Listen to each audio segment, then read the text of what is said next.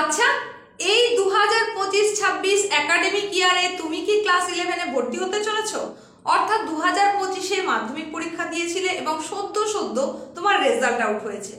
এখন তোমাকে বাছতে হবে তুমি কোন বিভাগের দিকে যেতে চাও। কোন বিভাগ মানে তুমি কি কলা বিভাগ বা আর্টসের দিকে যেতে চাইছো, নাকি বিজ্ঞান বিভাগ বা সায়েন্সের দিকে যেতে চাইছো, নাকি কমার্স বিভাগ বা বাণিজ্যের দিকে যেতে চাইছো?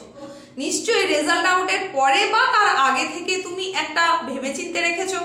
সেই অনুযায়ী কিন্তু তোমাকে এবার ভর্তি হতে হবে। যেই বিভাগেই তুমি যাও না কেন, এখন তুমি দেখবে প্রত্যেকটা বিভাগে প্রচুর সাবজেক্ট রয়েছে। এতদিন পর্যন্ত তুমি 7টা সাবজেক্ট বলে জেনে এসেছো, মাধ্যমিক পরীক্ষা দিয়ে এসেছো 7টা সাবজেক্টে 700 নম্বরের ওপর। সেখানে তুমি একটা কিছু নাম্বার পেয়েছো, হয়তো খুব ভালো রেজাল্ট হয়েছে বা মোটামুটি রেজাল্ট হয়েছে। এখন ক্লাস 11-এ যখন ভর্তি হবে তখন দেখবে কত নতুন নতুন সাবজেক্ট, যেগুলোর নাম হয়তো তুমি শুনেছো, আবার হয়তো বা শোনোনি।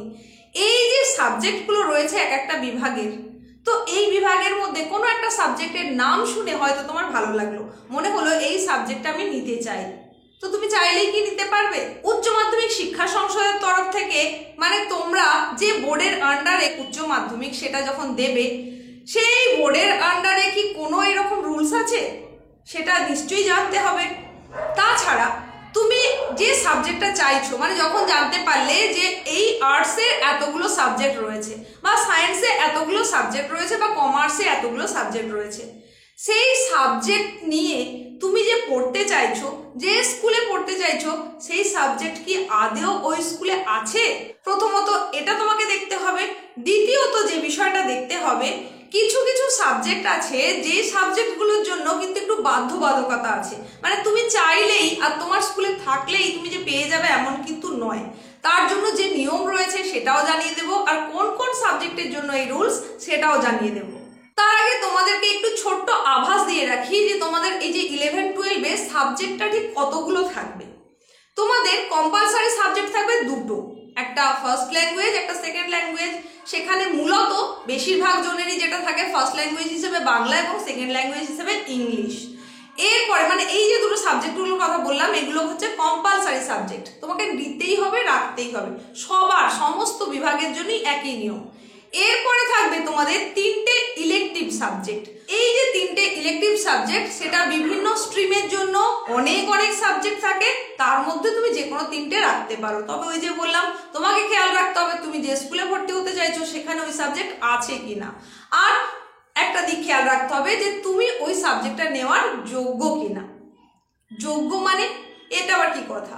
হ্যাঁ, এই প্রসঙ্গে আসছি, তবে তার আগে আরেকটু বলে নিই। তাহলে কি বললাম, কম্পালসারি সাবজেক্ট দুটো, তার সঙ্গে সঙ্গে 3টে ইলেকটিভ সাবজেক্ট তোমাকে রাখতেই হবে।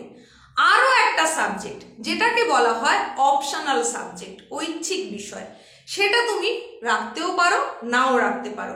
এটাকে কিন্তু আবার ফোর্থ সাবজেক্টও বলা হয়ে থাকে। মূলত 5টা সাবজেক্ট তোমার রাখতেই হবে, আর একটা তোমার চাওয়ার উপর নির্ভর করছে, তুমি সেটা রাখতেও পারো, না চাইলে নাও রাখতে পারো। এই যে ফোর্থ সাবজেক্ট যেটা, এটার কি সুবিধে কি অসুবিধে এই সম্পর্কিত তথ্য নিয়ে আগামীতে আরো একটা ভিডিও নিয়ে চলে আসবো, তাহলে সেখান থেকে তোমাদের ধারণাটা আরো স্বচ্ছ হয়ে যাবে। আজ শুধু এইটুকুই বলি যে কোন সাবজেক্ট নিতে গেলে কি যোগ্যতা থাকা প্রয়োজন। দেখো, নতুন করে WBCHAC বোর্ড বা West Bengal council of higher secondary education board, অর্থাৎ উচ্চ মাধ্যমিক শিক্ষা সংসদের তরফ থেকে একটা নোটিফিকেশন জারি করা হয়েছে গত 2রা মে তারিখে।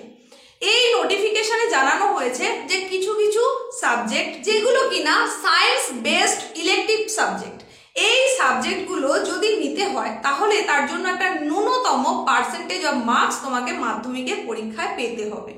সেগুলো কোন কোন সাবজেক্ট এবং তার জন্য কত নাম্বার পেতে হবে সেটা এবার জেনে নাও। Mathematics, statistics, computer science, artificial intelligence, data science আর সাইবার সিকিউরিটি, এই সাবজেক্টগুলো যদি তুমি নিতে চাও তাহলে তোমাকে ন্যূনতম 35% মার্কস কিন্তু পেতে হবে। কোন সাবজেক্টে? ম্যাথামেটিক্সে। হ্যাঁ, মাধ্যমিক পরীক্ষায় তুমি যদি অঙ্কে ন্যূনতম 35 বা তার বেশি নম্বর পাও, তবেই কিন্তু যে যে সাবজেক্টগুলোর কথা তোমায় বললাম সেই সাবজেক্টের জন্য তুমি আবেদন করতে পারবে স্কুলের কাছে। এটা একটা। আর এরপরে যে সাবজেক্টের কথা বলবো সেটা হচ্ছে জিওগ্রাফি। এখানেও কিন্তু তোমাকে মাধ্যমিক পরীক্ষায় ভূগোলে ন্যূনতম 35 বা তার বেশি নম্বর পেতে হবে, তবেই তুমি সামনের দিনগুলোর জন্য অর্থাৎ ক্লাস 11-12 এর জন্য ভূগোল সাবজেক্টটাকে বাঁচতে পারবে ইলেকটিভ সাবজেক্ট হিসাবে। যদি তোমার নম্বর 35 এর কম হয় তাহলে কিন্তু তুমি এটা পেতে পারবে না।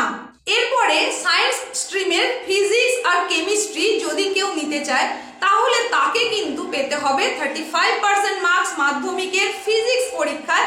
আর একটা সাবজেক্ট যেটাকে বলা হচ্ছে বায়োলজিক্যাল সায়েন্স, এটা যদি কেউ রাখতে চায় তাহলে অবশ্যই মাধ্যমিক পরীক্ষায় 35% পেতে হবে জীবন বিজ্ঞান পরীক্ষায়।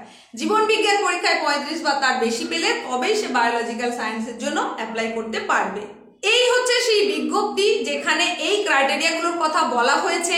তাহলে বুঝতেই পারছো, চাইলেই তুমি যে কোনো সাবজেক্ট কিন্তু তোমার ক্লাস 11-এ রাখতে পারবে না। তো এই অনুযায়ী তোমার রেজাল্ট কেমন হয়েছে সেটা বিচার বিবেচনা করে তারপর তুমি কোন সাবজেক্ট নিতে চাও সেটা চুজ করে নাও।